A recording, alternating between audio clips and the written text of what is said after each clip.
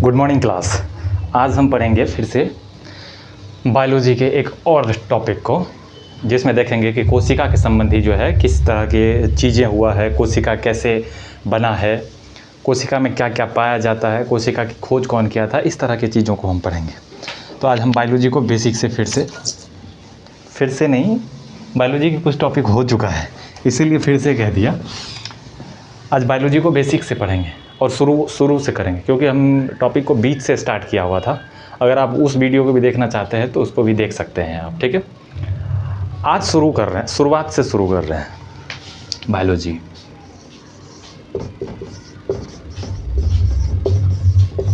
जिसको क्या कहते हैं, जीव विज्ञान कहते हैं, ठीक है। जीव विज्ञान, देखो ये है बायोलॉजी। बायोलॉजी क्या है? सजीव के अध्ययन को बायोलॉजी कहते हैं। जितने भी जीवधारी जंतु है या पादप है, वनस्पति है, सभी को क्या कहते हैं हम? बायोलॉजी कहते हैं, जीव विज्ञान कहते हैं। जितने भी सजीव है उसको क्या कहेंगे? जो वृद्धि विकास करता है, जो गति कर पाता है, जो खाना खाता है, जो या भोजन को बनाता है, या तो परपोषी है। मतलब जितने भी परपोषी स्वपोषी हैं, जो जीव है, जो वृद्धि विकास कर पाता है, सभी को क्या कहेंगे? बायोलॉजी कहेंगे। बायोलॉजी दो ग्रीक शब्द से बना हुआ है। बायोलॉजी दो ग्रीक शब्द से बना हुआ है। एक ग्रीक शब्द से बना हुआ है, Greek word, two Greek word से। एक होता है बायोज, दूसरा होता है लोगोज। इसका मतलब होता है लाइफ। क्या मतलब होता है? लाइफ मतलब जीवन। और इसका मतलब होता है अध्ययन।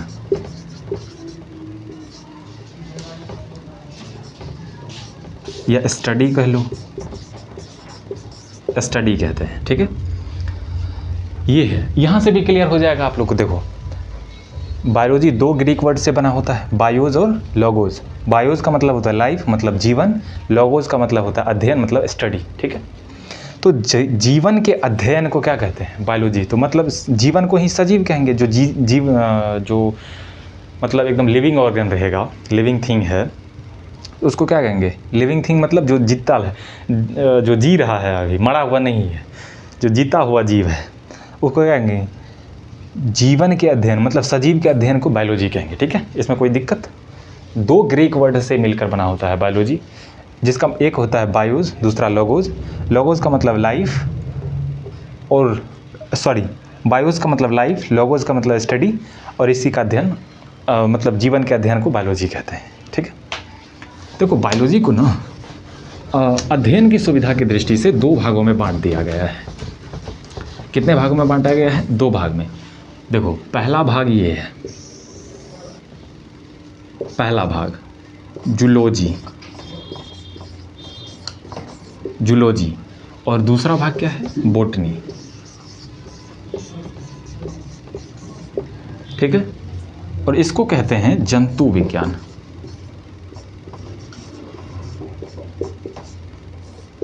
और इसको वनस्पति विज्ञान या पादप विज्ञान कहते हैं।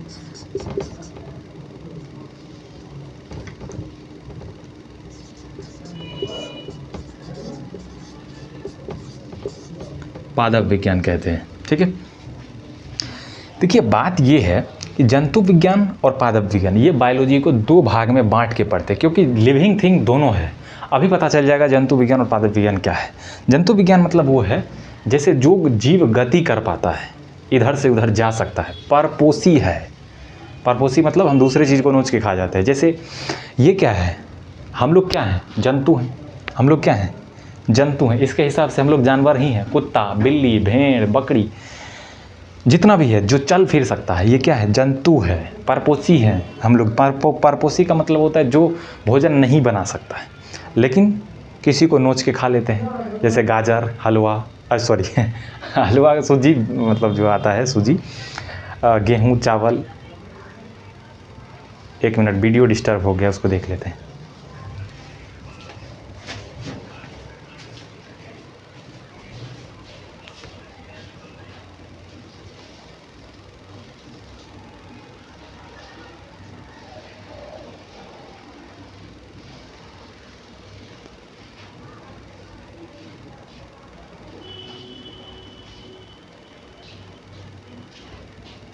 अब ठीक है, ठीक है। तो जंतु ये है, ये परपोषी होता है और वो स्वपोषी। बोटनी क्या है? जो पेड़ पौधा है, गाछ जिसको कहते हैं, घास, गाछ, पेड़ पौधा, आम, जामुन, नीम, कटहल, बैंगन, सब क्या है? ये पेड़ पौधा है। ये स्वपोषी है क्योंकि सूर्य के प्रकाश से भोजन बना लेता है, तो ये स्वपोषी है। अगर ये भी सूर्य के प्रकाश से भोजन बना लेता तो ये भी स्वपोषी होता, लेकिन ये है क्या? परपोषी। सूर्य के प्रकाश से जो भोजन बनाता है उसको खा लेता है। ये जंतु इसको खाता है, इसीलिए ये क्या है? परपोषी है। जंतु और पादप में अंतर समझ गए? जो चल फिर नहीं सकता है वो क्या है? पादप है, मतलब वनस्पति है, पेड़ पौधा है। पेड़ पौधा चल सकता है। अब ये नहीं कहना कि एक आध जो है, एक आध साल में 1 इंची बढ़ जाता है तो उसको कहना कि ये क्या है? जंतु है। वो जंतु नहीं है, ये यही है, बोटनी है, ठीक है। तो पेड़ पौधा सभी ये क्या है? बोटनी है और ये जंतु है। अब देखो, बोटनी के जूलॉजी के अध्ययन, फादर ऑफ जूलॉजी किसको कहते हैं?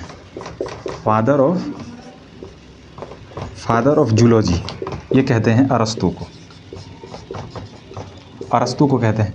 अब अरस्तू ने ही बताया था सबसे पहले कि जंतु के बारे में अध्ययन किया था ये एक किताबी तौर पर, और इसका किताब का नाम भी था, बुक नेम था इसका हिस्टोरिया एनिमलिज्म। हिस्टोरिया एनिमलिज्म ये है इसका बुक का नाम था। और इसी बुक में इसने बताया कि जंतु कैसा होता है, जंतु के स्वभाव के बारे में बताया। हालांकि इन्हें जो जंतु को 2 भाग में बांटा था सबसे पहले, एक था इनाइमा, दूसरा था अनाइमा। जंतु को 2 भाग में बांटा था ये, एक है इनाइमा और दूसरा था एनाइमा। ठीक है। इनाइमा जो है, इनाइमा और ये अनाइमा, ये ऐसे होता है और ये अनाइमा ये है। एनाइमा जो है इसका ब्लड लाल होता है। कहा जितने भी जंतु चल फिर सकता है उसमें 2 तरीके की जंतु होता है, एक तो जिसका ब्लड लाल होता है, दूसरा जिसका ब्लड लाल नहीं होता है। इसने कहा था कि एनाइमा जो है, जितने भी रीढ़ वाले जानवर हैं उसका जो है ब्लड लाल होता है और ये इसमें चलाएगा। मतलब जितने भी जंतु है, जंतु तो मतलब समझ ही गए, चल फिर सकता है, परपोषी है, ये सब वृद्धि विकास कर पाता है।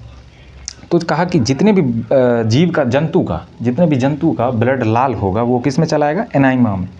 और जितने भी जंतु का ब्लड लाल नहीं होगा, चाहे किसी भी कलर का हो, ये किस में चलाएगा? एनाइमा में, ठीक है। ये जंतु का डिवीज़न किया हुआ। इसके बाद भी ये डिवीज़न किया, उसमें नहीं जाना है। ये स्वभाव के बारे में कहा, कोई जंतु झुंड में चलता है, कोई अकेला चलता है, तो उसमें नहीं जाना है, ठीक है। तो ये है। उसके बाद आ जाते हैं इसमें, किसमें? फादर ऑफ, देखो सबसे पहले तो जंतु के बारे में जानो। जंतु चल फिर सकता है, गति कर सकता है, वृद्धि विकास कर पाता है, परपोषी है। उसके बाद क्या है? फादर ऑफ जूलॉजी किसको कहेंगे? अरस्तू को कहेंगे।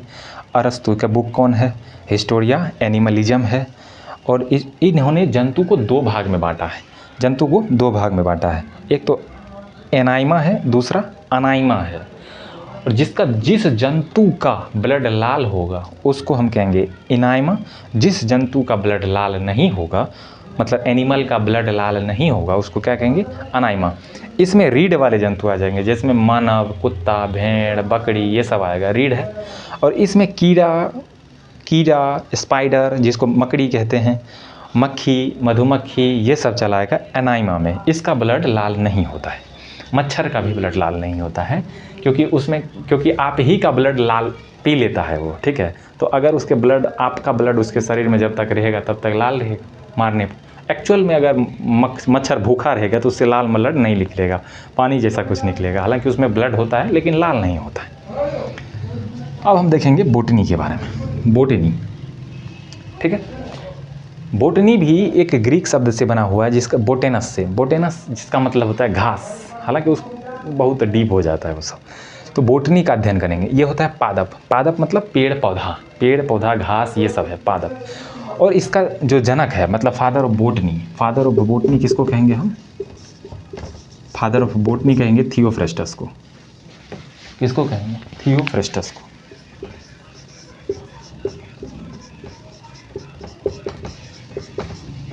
थियोफ्रेस्टस फादर ऑफ बोटनी कहते हैं। और इसमें अध्ययन किसको करते हैं हम? पादप विज्ञान का। पादप विज्ञान को इंग्लिश में क्या कहेंगे हम? बोटनी कहेंगे। और इसमें किसका अध्ययन करते हैं? पेड़ पौधे घास ये सब का अध्ययन करते हैं, क्योंकि बोटेनस जो है वो उसका मतलब ही होता है हिंदी में घास, ठीक है।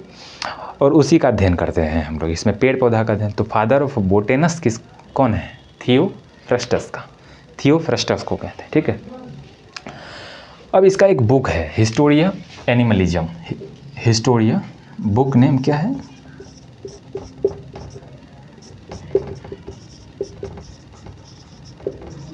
हिस्टोरिया प्लांटेरम है, सॉरी एनिमलिज्म कह दिया हो तो हिस्टोरिया प्लांटेरम है।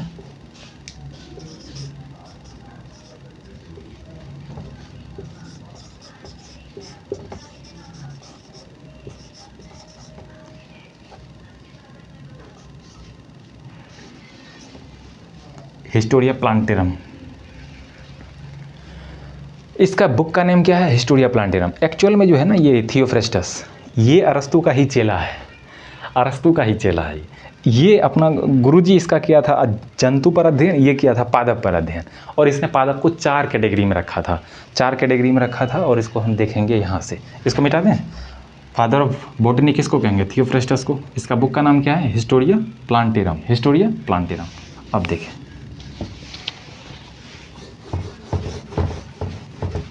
इसको हम 4 भाग में बांट के पढ़ते हैं। बांट के नहीं पढ़ते हैं, एक्चुअल में जो थियोफ्रेस्टस बुक जो लिखा था हिस्टोरिया प्लांटेरम में, उन्होंने पादप जो है मतलब जितने भी ये जो पेड़ पौधा है उसको 4 कैटेगरी में बांटा था। उस कैटेगरी का पहला है एक वृक्ष। वृक्ष कहा कि जिसका एक ही तना होता है, मेन मुख्य तना एक होगा, और वो पेड़ विशाल होगा, पेड़ बड़ा होगा, जैसे आम, पीपल, बरगद, नीम, जामुन, ये सब।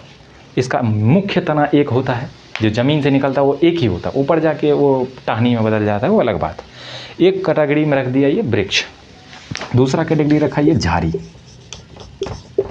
झाड़ी।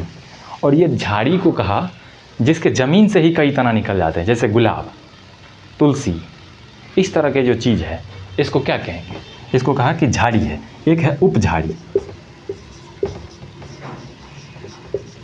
उपझाड़ी का, जैसे पुदीना, पुदीना में भी निकल जाता है। लेकिन ये कहा कि ये जो झाड़ी है ये वृक्ष से छोटा होगा, वृक्ष से छोटा होगा। जैसे हम अभी क्या बताए थे इसमें?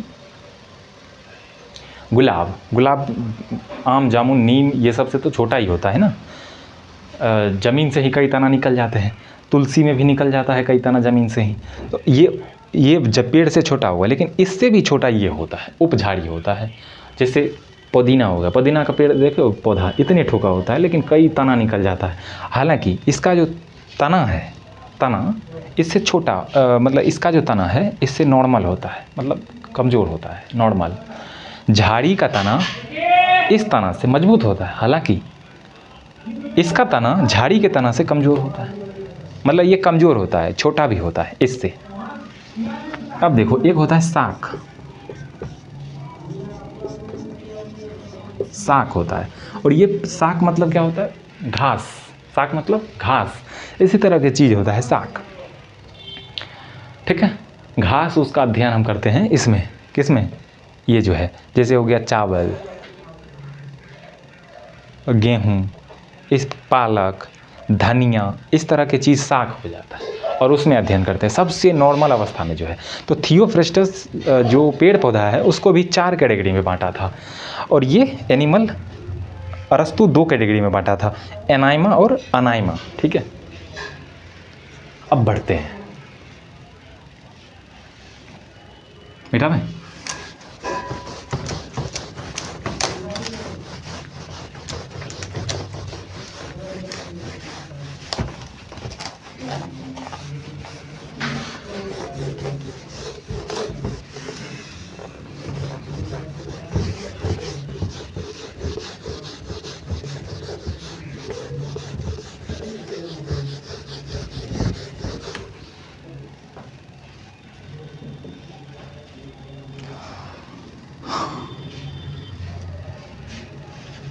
अब देखिए, वैसे तो हम अभी फ्रेम कर दिए हैं बायोलॉजी को, मतलब बेसिक चीज़ों को फ्रेम कर दिए हैं, ठीक है। अब हम देखेंगे एक चैप्टर है आपका कोशिका, मतलब सेल।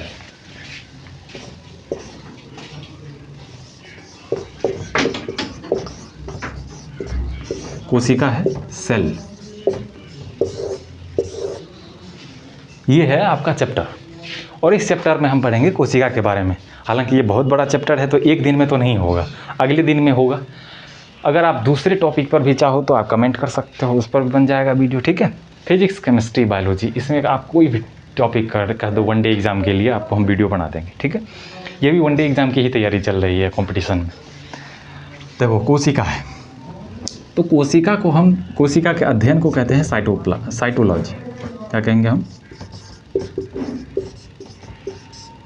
साइटोलॉजी कहेंगे। मतलब कोशिका विज्ञान को हम क्या कहेंगे? साइटोलॉजी कहेंगे। साइटोलॉजी।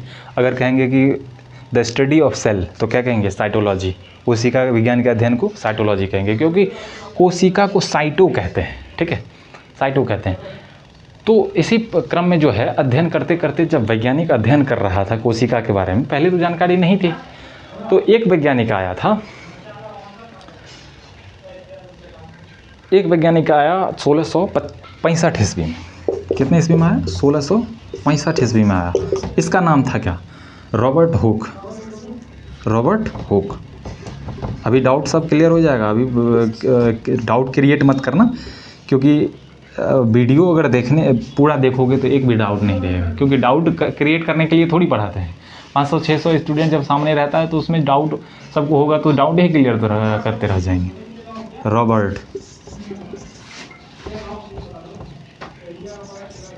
रॉबर्ट हुक, ये है 1665 ईस्वी में आया। और ये पेड़ पौधे की छाल को ले आता था, मतलब पेड़ पौधे की छाल को, जिसको कॉर्क कहते हैं, उसमें ये देखते रहता था कोशिका को।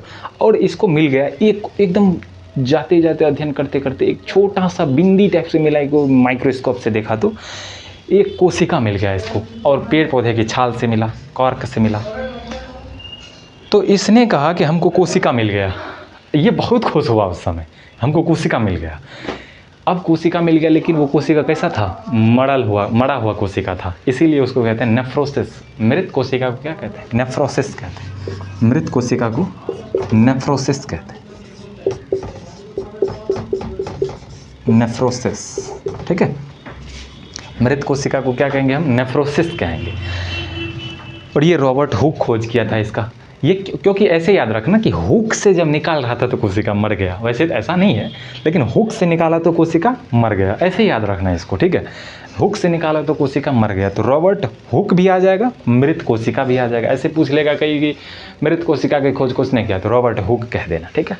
हाँ, तो ये हो जाएगा इसका। तो रॉबर्ट हुक जब अध्ययन कर रहा था तो अपने बुक में लिखा ये अपनी सारी चीज़ों को, ठीक है। उसका बुक का नाम था माइक्रोग्राफिया।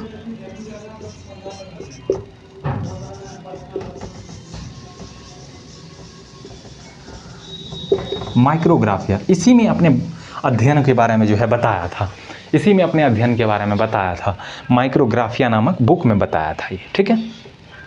और मृत कोशिका की खोज किसने की थी? रॉबर्ट हुक ने किया था। कितने ईस्वी में किया था? 1665 ईस्वी में किया था। इसीलिए क्योंकि मृत कोशिका की खोज किया था, कोशिका की खोज किया था, तो इसे कहते हैं फादर ऑफ साइटोलॉजी। तो फादर ऑफ साइटोलॉजी किसको कहेंगे हम? Father of cytology. Father of cytology हम किसको कहेंगे? रॉबर्ट हुक को कहेंगे हम। रॉबर्ट हुक को क्या कहेंगे? फादर ऑफ साइटोलॉजी, क्योंकि कोशिका का अध्ययन करना था, मरल था कि जिंदा था, इसमें क्या दिक्कत है, लेकिन कोशिका का अध्ययन तो हो गया, तो इसीलिए कहते हैं फादर ऑफ साइटोलॉजी। किसको? रॉबर्ट हुक, ठीक है। यहाँ तक किसी को दिक्कत? इसके बाद एक वैज्ञानिक आता है 1674 ईस्वी में। इसका नाम था एंटोनी वॉन ल्यूवेनहॉक। तो इसको हम ल्यूवेनहॉक ही लिखते हैं, ल्यूवेनहॉक। वैसे इसका पूरा नाम था एंटोनी वॉन ल्यूवेनहॉक, तो हम ल्यूवेनहॉक लिख दे रहे हैं, ल्यूवेनहॉक। ये जीवित कोशिका का खोज कर दिया, जीवित कोशिका का खोज कर दिया, बैक्टीरिया, जीवाणु का खोज कर दिया। ये जीवाणु, आरबीसी का खोज किया, प्रोटोजोआ का खोज कर दिया, प्रोटोजोआ का खोज कर दिया, प्रोटोजोआ, ठीक है। और खोज कर दिया ये स्पर्म का खोज कर दिया, स्पर्म का खोज कर दिया इसने। इतने सारे जीवित कोशिका की खोज कर दिया, तब ये रूठ गया, खोज करके रूठ गया। कहा क्यों रूठ गया? कहा कि इसको तुम फादर ऑफ साइटोलॉजी कह रहे हो, हमको कोई फादर नहीं बनाओगे, इतना तुम बेशरम आदमी हो, हमको भी बनाओ। तो ये कहा, इसको कहा तब फादर ऑफ बैक्टीरियोलॉजी। क्यों? क्योंकि जीवाणु का खोज किया, जीवित कोशिका था, तो फादर ऑफ बैक्टीरियोलॉजी कहेंगे, फादर ऑफ बैक्टीरियोलॉजी, ठीक है। फादर ऑफ बैक्टीरियोलॉजी कहेंगे इसको, किसको? ल्यूवेनहॉक को। एंटोनी वॉन ल्यूवेनहॉक को क्या कहेंगे हम? फादर ऑफ बैक्टीरियोलॉजी कहेंगे। अब देखो क्या है कि इसके बाद ये अपना बुक लिखा एक, सीक्रेट ऑफ नेचर। इसका बुक का नाम क्या था? बुक नेम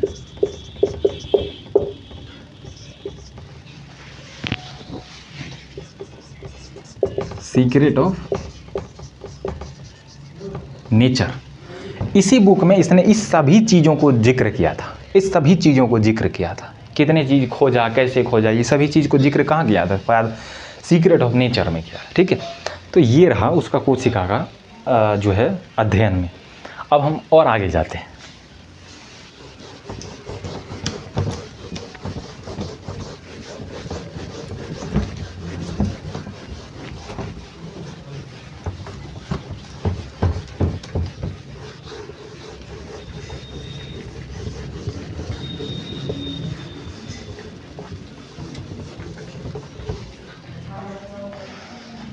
देखो उसके बाद जो वैज्ञानिक आ रहा था, खोज चल ही रहा था क्योंकि अभी भी खोज रुका नहीं है। उसके बाद एक वैज्ञानिक आया, स्लाइडेन एंड स्वान, स्लाइडेन और स्वान, एक वैज्ञानिक आया।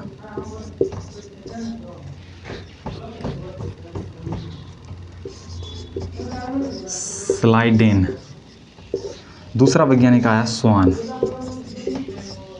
ये था पादप विज्ञान का अध्ययन कर रहा था, ये जंतु विज्ञान का अध्ययन कर रहा था।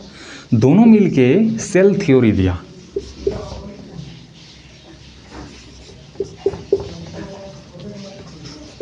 सेल थ्योरी में बताया कि कोई भी जीव जंतु का संरचना जो है, जीव जंतु बना किससे है? कोशिका से बना है। जैसे हम अगर एग्जाम्पल लें, एक मकान बनाना है, मान के चलिए एक मकान बनाना है, उसमें हमको क्या ज़रूरत पड़ेगा? ईंट का ज़रूरत पड़ेगा। और इसने क्या कहा था जीव के बारे में कि प्रत्येक जीव का शरीर कोशिका से बना हुआ है, कोशिका जीव की संरचनात्मक और क्रियात्मक इकाई है। और ये सब वर्ड को समझाएंगे। संरचनात्मक और क्रियात्मक इकाई है, और ये सभी जीव का अंतिम इकाई जो है वो कोशिका ही है। सबसे छोटा इकाई जीव का कोशिका है, ठीक। जैसे हम मान लो मकान बनाना है, तो मकान बनाने के लिए ईंट का ज़रूरत पड़ेगा। अब एक ईंट को जोड़ करके एक दीवार बना दिए, ठीक है, वो दीवार हो जाएगा टिश्यू। हालांकि टिश्यू भी आएगा तो बनाएंगे। और कई दीवार बना के एक मकान बना लेंगे, नहीं 4 दीवार बना लेंगे तो एक 4 दीवारी मकान हो जाएगा। उस 4 दीवारी में पूरे ज़िंदगी काट देना ठीक है। तो हम लोगों का तो कहेंगे कि मकान का सबसे अंतिम इकाई कौन है? सबसे छोटा इकाई तो ईंट कहेंगे ना, ईंट कहेंगे। उसी तरह कह रहा है कि जीव का सबसे छोटी इकाई कोशिका है, और उस तरह से कई तरह के दीवार से ये पूरे जीव का शरीर बना हुआ, उसको ऊतक कहते हैं। कई तरह का ऊतक होता है शरीर में, वो भी बताएंगे लेकिन अगले चैप्टर में, ठीक है। स्लाइडेन पादप को खोज कर रहा था और स्वान उसी समय जंतु पर रिसर्च कर रहा था। इस दोनों ने सेल थ्योरी दिया और इसी में बताया कि जंतु संरचनात्मक क्रियात्मक। संरचनात्मक मतलब होता है कि जीव का संरचना जो हाथ बना, पैर, आँख, हड्डी जो बना है, उस संरचना जो पूरे जीव का हुआ वो कोशिका से हुआ। क्रियात्मक का मतलब होता है कि कोशिका खुद से अपना क्रिया कर लेता है, कोशिका खुद से अपना क्रिया कर लेता है, ठीक है। जैसे उसको सांस लेना है तो कोशिका सांस भी लेता है, कोशिका अपना खुद का भोजन भी करता है, वृद्धि विकास सब चीज़ कर लेता है कोशिका, इसीलिए कहते हैं क्रियात्मक इकाई भी है, ठीक है। उसके बाद आया एक स्वानसन नामक वैज्ञानिक।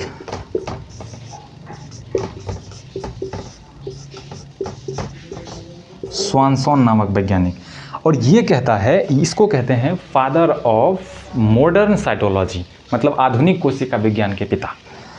आधुनिक कोशिका विज्ञान के पिता किसको कहेंगे?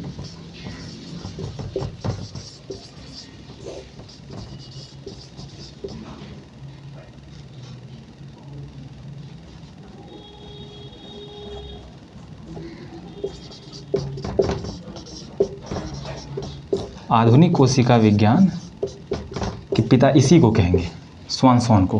क्यों कहेंगे? इसने बताया था कि जो जीव का शरीर कट जाता है कहीं से, मान के चलो कहीं खरोंच लग गया, कट गया, तो उसका भरपाई जो होता है ये कोशिका विभाजन के द्वारा होता है। इसे ये नहीं बता पाया था कि ये, इसको पता था कि कोशिका जो मतलब जीव का शरीर कटता है तो किसी ना किसी तरह से इसकी भरपाई होता है, और ये अंदाज़ा लगा रहा था कहीं ये जो जीव होता है अपने जो जनरेशन को बढ़ाता है, प्रजनन के द्वारा बढ़ाता है, तो आखिर कोशिका जो बढ़ता है वो कैसे बढ़ता है, इसको ये पता नहीं चल पाया। लेकिन ये पता चला दिया इसको कि जीव का जो मतलब कहीं कट गया तो उसका जो भरपाई होता है वो कोशिका विभाजन के द्वारा होता है, ये बता दिया कौन? स्वानसन। इसीलिए इसको कहते हैं फादर ऑफ मॉडर्न साइटोलॉजी, मतलब आधुनिक कोशिका विज्ञान के पिता। ठीक है, यहाँ तक समझ गया। एक आता है भारतीय कोशिका विज्ञान का पिता। भारतीय कोशिका विज्ञान का पिता, भारतीय कोशिका विज्ञान का पिता कौन होगा? A.K. शर्मा। A.K. शर्मा को कहेंगे भारतीय कोशिका विज्ञान के पिता, क्योंकि ये भारत में रह के कोशिका पर अध्ययन किया था, इसीलिए इसको भारतीय कोशिका विज्ञान का पिता कहते हैं। ठीक है, अब देखिए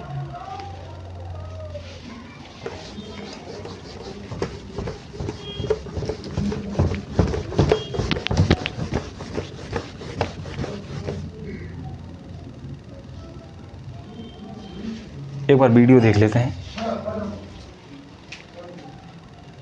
हाँ, चल रहा है। हमको लगा वीडियो ऑन किए हैं कि नहीं, इतना देर हो भी गया।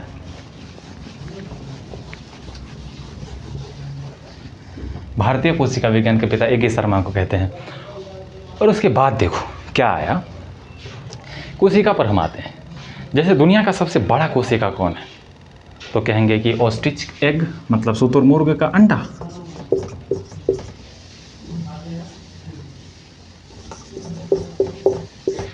ऐसा ठीक है, शुतुरमुर्ग का अंडा। अंडा ये है सबसे बड़ा कोशिका, दुनिया का सबसे बड़ा कोशिका, इसके अंडे से निकलता है। और सबसे छोटा कोशिका कौन है? माइकोप्लाज्मा। माइकोप्लाज्मा को कहते हैं दुनिया का सबसे छोटा कोशिका। ये दुनिया का सबसे छोटा कोशिका है। अगर हम कहेंगे कि दुनिया का सबसे लंबा कोशिका कौन होगा, तो तंत्रिका तंत्र की कोशिका होगा, जो ब्रेन में पाया जाता है या मेरुरज्जु या स्पाइनल कॉर्ड में पाया जाता है, तंत्रिका कोशिका। तंत्रिका कोशिका को सबसे लंबा कोशिका कहते हैं। ठीक है, और अगर मानव में कहेंगे हम, मानव में सबसे बड़ा कोशिका कौन है? ह्यूमन में मानव में सबसे बड़ा कोशिका है ओवम। और छोटा कोशिका की बात करेंगे मानव में, तो ये कौन हो जाएगा? स्पर्म हो जाएगा। इसको चलना होता है, मतलब जब जिस समय रिप्रोडक्शन होता है, सेक्स होता है, उस समय इसको चलना होता है। जो वजाइना है वहाँ से फॉलोपियन ट्यूब तक जाता है। ठीक है, इसीलिए ये छोटा होता है और ये बड़ा होता है, फॉलोपियन ट्यूब में ही रह जाता है। ठीक है, तो हालांकि ये रिप्रोडक्शन में हम लोग डीप से पढ़ेंगे, यहाँ पे तो कोशिका चल रहा है। तो सबसे बड़ा कोशिका ह्यूमन में ओवम, सबसे छोटे कोशिका स्पर्म होगा। ठीक है, कोई दिक्कत? देखो वैसे तो कोशिका सबसे जो तंत्रिका तंत्र है, ये इसको मिटा के बता दें।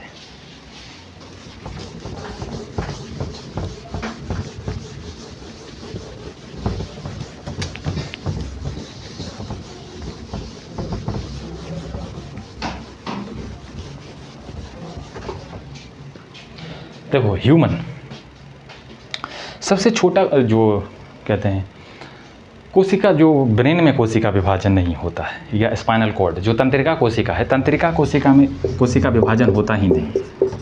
तंत्रिका कोशिका में सेल डिवीज़न नहीं होता है, सेल डिवीज़न नहीं होता है।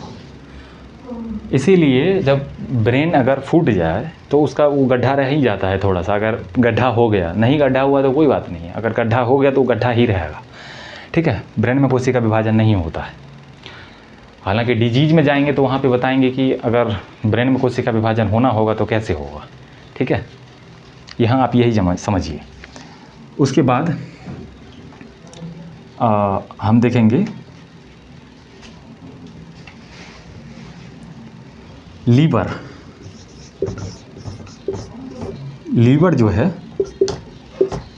लीवर में सबसे ज़्यादा कोशिका विभाजन होता है। सबसे ज़्यादा को सेल डिवीज़न क्या होगा, सेल डिवीज़न मतलब कोशिका विभाजन सबसे ज़्यादा होगा। क्योंकि अगर लीवर की, अगर पाभर लीवर अगर आप दान दे रहे हो, वैसे लीवर 1.5 किलो का होता है, अगर पाभर लीवर आप दान दे रहे हो किसी को, तो पाभर लीवर एक दिन 24 घंटा तक में बना देगा आपका। इतना रफ्तार से कोशिका विभाजन होता है, खुद अपना क्षतिग्रस्त भाग को खुद पुनर्क्रिएट कर लेता है, रिक्रिएट कर लेता है, अपना खुद का बना लेता है ये तुरंत, 24 घंटा तक बना लेगा ये, ठीक है। कोशिका लीवर में सबसे ज़्यादा कोशिका विभाजन होता है। सबसे कोशिका विभाजन होगा ही नहीं किसमें, तंत्रिका तंत्र में, ठीक है। एक WBC जो कोशिका है, ये WBC कोशिका का आकार निश्चित नहीं होता है, ये बिना आकार का होता है, आकार फिक्स नहीं होता है, ठीक है। ये अपना आकार कभी गोल हो जाएगा, कभी चौकोर हो जाएगा, कभी कैसे कैसे, लेकिन ये प्रतिरक्षा प्रणाली में आता है। कीट बैक्टीरिया जितना भी जाता है अंदर सबको मार देता है। हालांकि वो पढ़ेंगे ब्लड में, ठीक है। अभी कोशिका चल रहा है तो कोशिका को ही देखेंगे हम लोग, अब इसलिए बात है यही, ऑब्वियसली।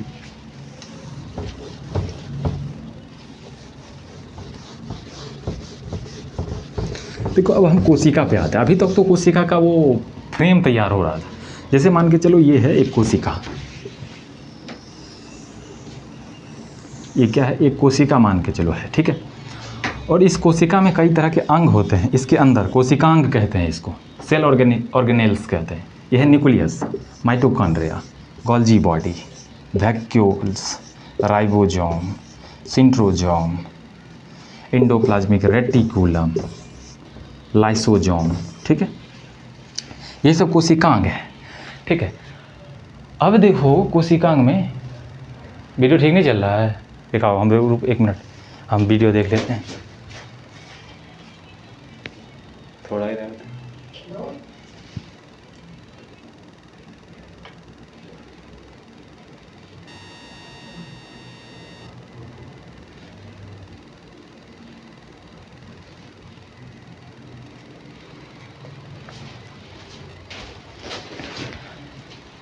देखो अब ये है कि क्योंकि कोशिका जो है, जब हम एक कोशिका की बात करते हैं, ये एक ही कोशिका है, तो ये जो कोशिकांग है, अगर ये दीवार नहीं रहता तो भाग जाता, सब नहीं भाग जाता, अगर नहीं रहेंगे हम तो नौकर थोड़ी हैं, नहीं रहेंगे क्या कर लेगा।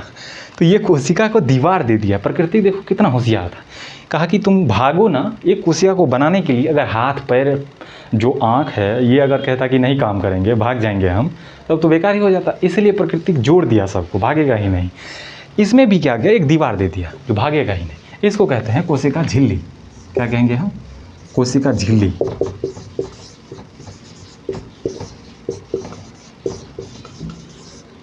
सेल मेम्ब्रेन इंग्लिश में कहते हैं।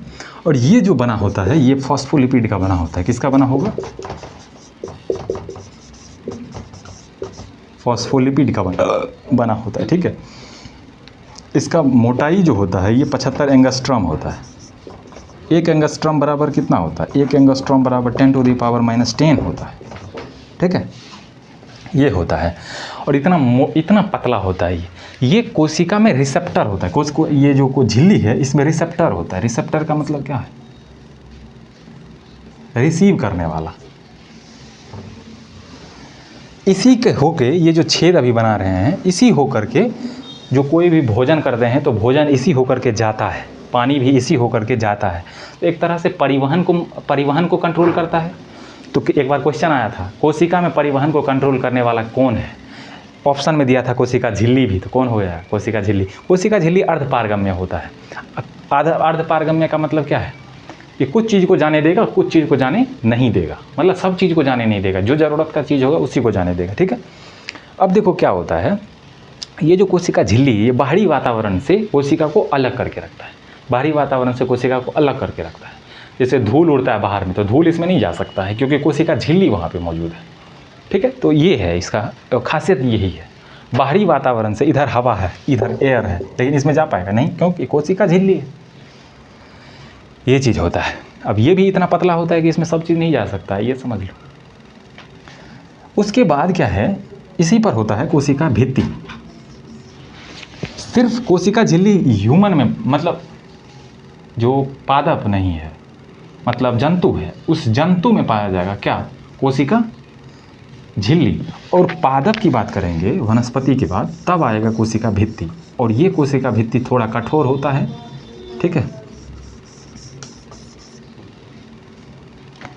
थोड़ा कठोर होता है, और ये पेड़ पौधे में ही पाया जाता है। अगर हम जंतु और वनस्पति में एक ही डिफरेंस बताएंगे तो सबसे कठोर ठोस डिफरेंस यही होगा कि जंतु में कोशिका झिल्ली, सिर्फ कोशिका झिल्ली पाया जाता है जो अंदर वाला है, लेकिन पादप में कोशिका झिल्ली के साथ साथ कोशिका भित्ति भी पाया जाता है।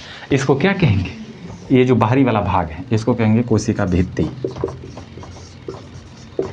कोशिका भित्ति कहेंगे, सेल वॉल। ठीक है, और ये इसका खोज किया था रॉबर्ट हुक। रॉबर्ट हुक ने खोज किया था इसका। ठीक है, कोशिका भित्ति ये केवल पाया जाता है पादप में, पादप में पाया जाएगा, मतलब दोनों में पाया, पादप में कोशिका भित्ति भी पाया जाएगा, कोशिका झिल्ली भी पाया जाता है। लेकिन अगर जंतु की बात करेंगे तो उसमें सिर्फ कोशिका झिल्ली पाया जाता है, अंदर वाला। ठीक है, और ये बना होता है मोस्टली सेल्यूलोज का बना होता है। कहेंगे को सेल वॉल बना होता है किसका, तो सेल वॉल बना होता है किसका, तो सेल्यूलोज का। लेकिन कुछ जीव ऐसा है जैसे कवक हो गया, जीवाणु हो गया, जीवाणु बैक्टीरिया जो है वो भी एक पादप ही है, तो उसका जो ये सेल वॉल बना होता है, ऊपर वाला भाग दूसरे चीज़ का बना होता है। जैसे हम कवक का ले लेते हैं, कवक का काइटिन का बना होता है। अगर जीवाणु का ले लेते हैं तो पेप्टिडोग्लाइकेन का बना होता है, ये पेप्टिडोग्लाइकेन इसका बना होगा ये। अगर हम वहीं पे शैवाल का ले लेते हैं तो शैवाल हो जाएगा यहाँ पे सेल्यूलोज का भी बना होगा, सेल्यूलोज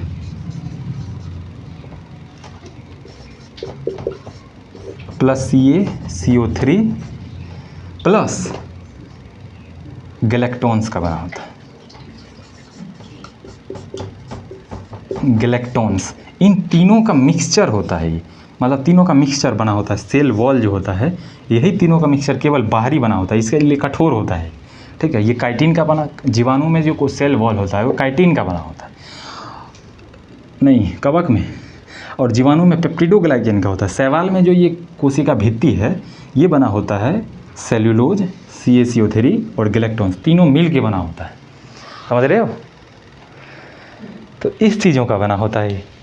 अब देखो इसको मिटा देते हैं।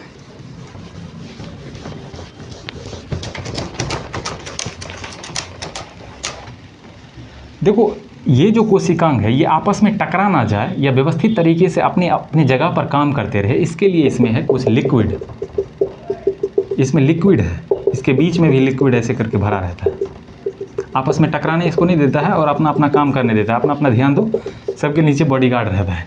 तो इसी लिक्विड को हम क्या कहते हैं, साइटोप्लाज्म कहते हैं या कोशिका द्रव कहते हैं, कोशिका द्रव कहते हैं। ठीक है, और इस कोशिका द्रव का खोज किया था इस कोशिका द्रव की खोज किया था डुजार्डिन, हालांकि उसको अभी इतना मायने नहीं रखता है। और ये न्यूक्लियस जो है, न्यूक्लियस ये कोशिका का ब्रेन है, यही आदेश देता है कोशिका को कभी कभी क्या करना है, विभाजन होना है तो यही आदेश देगा, कुछ करना है तो कोशिका को यही आदेश देता है। इसको कहते हैं हम केंद्रिका द्रव, न्यूक्लियोप्लाज्म, केंद्रिका द्रव। ठीक है, न्यूक्लियोप्लाज्म कहते हैं। इन्हीं दोनों को मिला करके अगर बात करेंगे तो इसको कहते हैं प्रोटोप्लाज्म, प्रोटोप्लाज्म कहते हैं। और प्रोटोप्लाज्म का खोज किया था डुजार्डिन। कौन खोज किया था, डुजार्डिन खोज किया था। डुजार्डिन ने खोज किया था इसका, और कहा था कि ये जो दोनों लिक्विड है इसके अंदर और एक इसके अंदर, ये भौतिक जो जीवन का भौतिक आधार है। अगर ये दोनों लिक्विड नहीं रहेगा तो जीव मर जाएगा, चाहे मानव रहे चाहे वनस्पति रहे, दोनों मर जाएगा अगर ये नहीं रहेगा। तो यही बात कहा था कौन? हेक्सले। हेक्सले कहा था जीवन कोशिका जो ये प्रोटोप्लाज्म है, ये प्रोटोप्लाज्म मतलब ये दोनों मिला के ये प्रोटोप्लाज्म जीवन का भौतिक आधार है। मतलब अगर ये नहीं रहेगा तो जीव मर जाएगा, खत्म, राम नाम सब कौन? यही, अगर ये नहीं रहेगा तो खत्म है, जीव खत्म। वही तो, अगर जीव को 10% प्यास लग जाए, किसी भी जंतु को 10% प्यास लग जाए तो जीव जो है मर जाएगा। ब्लर हो रहा है, जीव मर जाएगा। इसीलिए ये कहा था क्या कि हेक्सले कहा था कि भैया देखो इसका रहना बहुत ज़रूरी है। हेक्सले कहा था इसका रहना, इसीलिए इसमें होता भी है, कोई दिक्कत नहीं है, पानी पीते रहिए, प्यास लगे तो पानी पी लिया कीजिए, क्योंकि ये ख़त्म नहीं होता है। और ये जो साइटोप्लाज्म है इसमें प्रोटोप्लाज्म है, ये प्रोटोप्लाज्म, इसमें 80% तो जल ही रहता है। 80% क्या रहेगा? जल। और 20% क्या होता है? प्रोटीन होता है, कार्बोहाइड्रेट होता है, वसा होता है, लिपिड होता है, ये सब मिलके 20% में है, 20% में। लेकिन 80% क्या है? जल। इसीलिए इसका महत्व जरूरी है। ठीक है।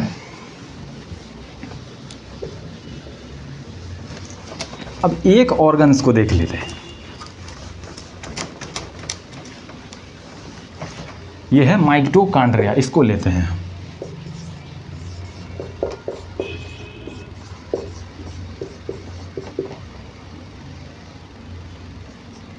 माइटोकॉन्ड्रिया है, इसको शॉर्ट में एम कह देते हैं, एम।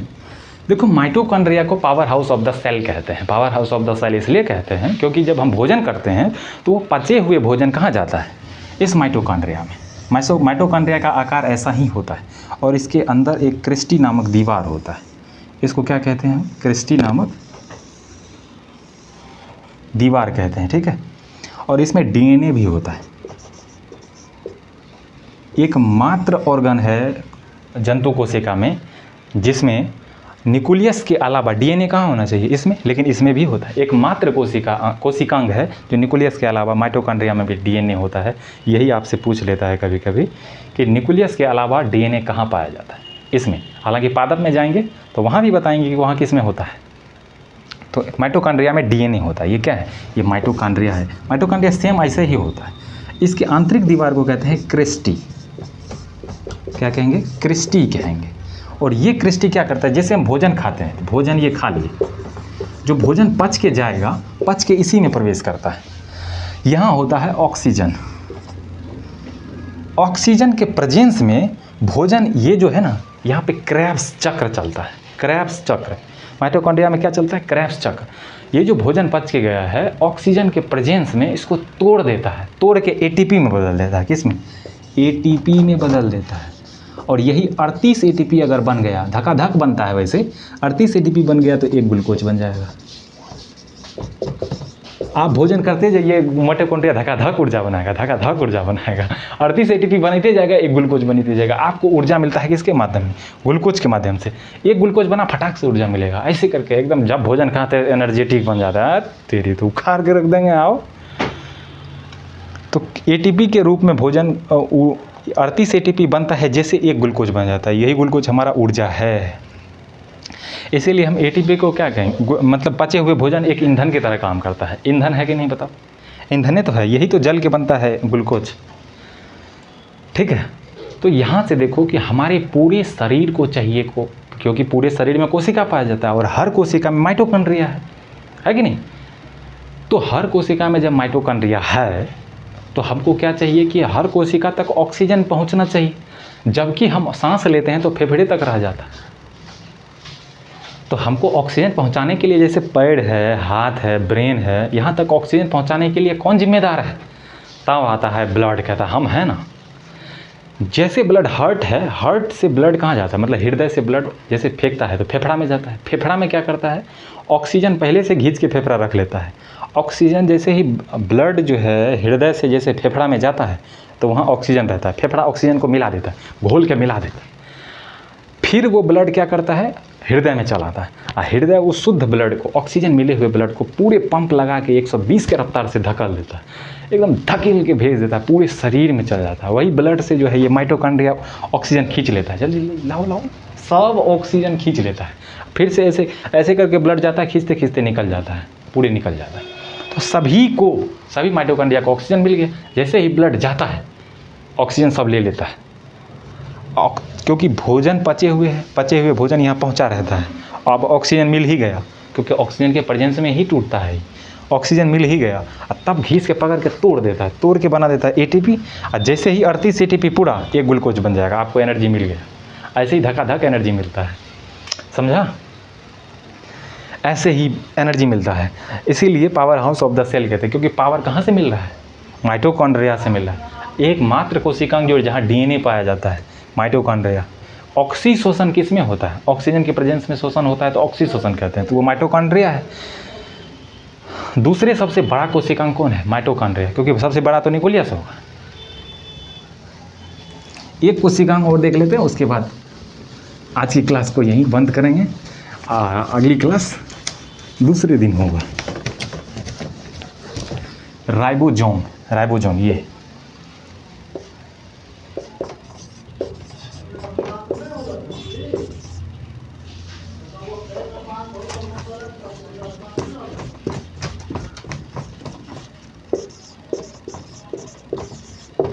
राइबोसोम मतलब R, ठीक है?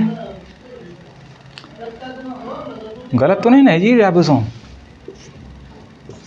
एक बार मिला लेना भी, क्या हो जाए। तो राइबोसोम एकमात्र ऐसा कोशिका है तो सबसे छोटा कोशिकांग है। इन सभी में सबसे छोटा कौन होगा? राइबोसोम। और ये राइबोसोम एक कोशिका में 1 मिलियन होता है, 10 लाख। कितना? 1 मिलियन होता है, 1 मिलियन राइबोसोम होता है ये राइबोसोम, ठीक है? ये क्या, इसका काम क्या है? प्रोटीन का निर्माण करना है, प्रोटीन का निर्माण करना है, ठीक है? और ये बिना कोशिका, इसमें कोशिका झिल्ली नहीं पाया जाता, मतलब ये जो झिल्ली है ये बिना झिल्ली का होता है, इसमें झिल्ली नहीं पाया जाता है। अगर पूछ ले सबसे छोटा कोशिकांग कौन है, तो सबसे छोटा कोशिकांग होगा, सबसे छोटा कोशिकांग होगा राइबोसोम। ये किसका निर्माण करता है? प्रोटीन का निर्माण करता है, बिना कोशिका झिल्ली वाला होता है। इस कोशिकांग में झिल्ली नहीं होता, सबसे छोटा होता है, प्रोटीन का निर्माण करता है। एक कोशिका में 1 मिलियन राइबोसोम पाया जाता है, 10 लाख। प्रोटीन का निर्माण इतना आसान नहीं है, इसीलिए ये 10 लाख होता है। और आगे विस्तार से पढ़ेंगे कि ये राइबोसोम कहाँ कहाँ पाया जाता है। ये एंडोप्लाज्मिक रेटिकुलम पर भी पाया जाता है, RNA के पास भी होता है, ठीक है? तो यहाँ आज का क्लास यहीं तक रहेगा, अगली वीडियो में मिलेंगे। तब तक के लिए जय हिंद।